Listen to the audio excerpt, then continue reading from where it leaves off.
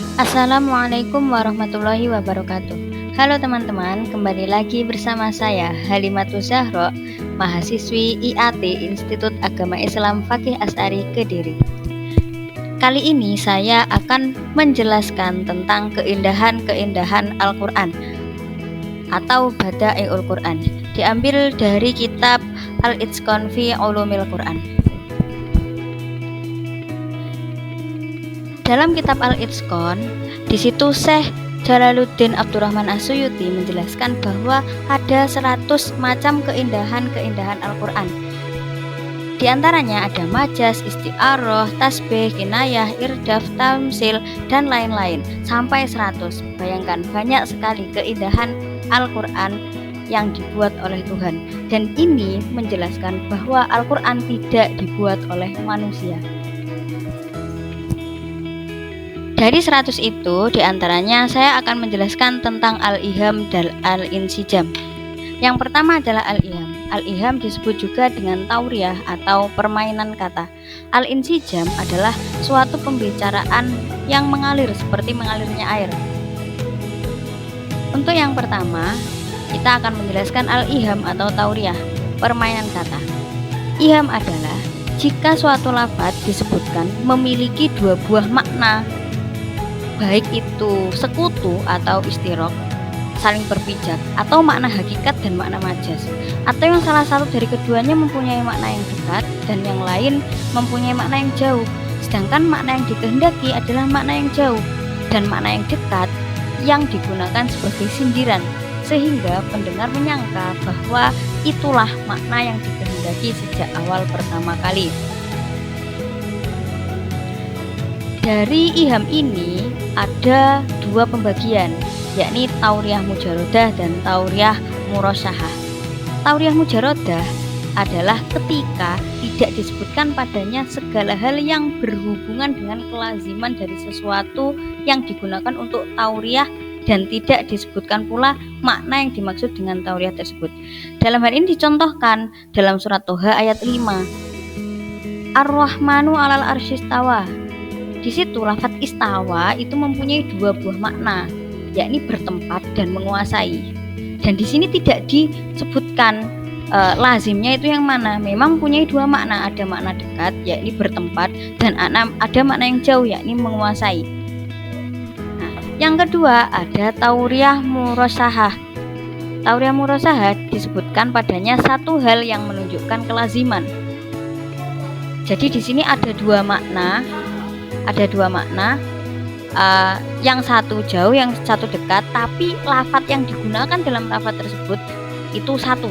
Contohnya dalam surat Ad-Dariyat ayat 48, wasama ubanainaha biaidin. Nah, lafaz biaidin di sini kan wasama ubanainaha, langit dibangun dengan tangan, itu makna dekatnya.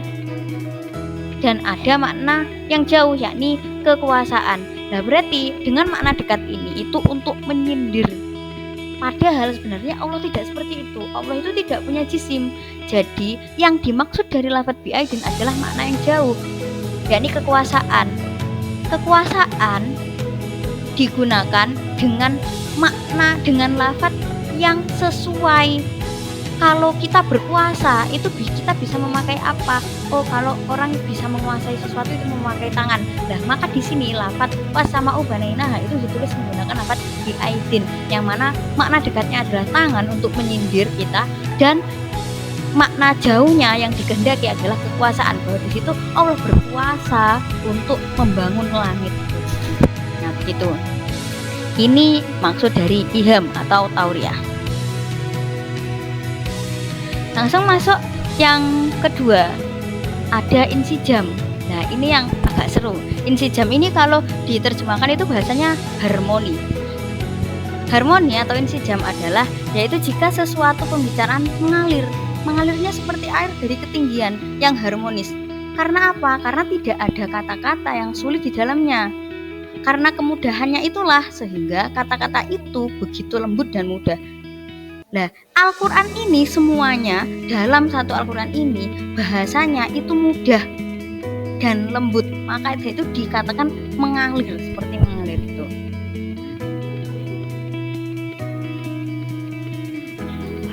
Dalam contoh-contoh, menurut para ahli tafsir Badi, insijam ini kan harmoni. Kalau harmoni itu identik dengan lagu.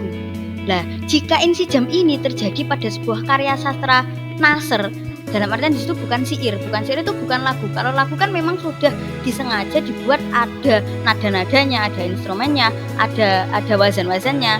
Nah, ini bukan dari karya syair. Jadi di sini adalah karya sastra nasr. Maka bacaannya akan menjadi seperti ada wazan tertentunya tanpa adanya kesengajaan untuknya karena kekuatan insijam yang ada padanya ini.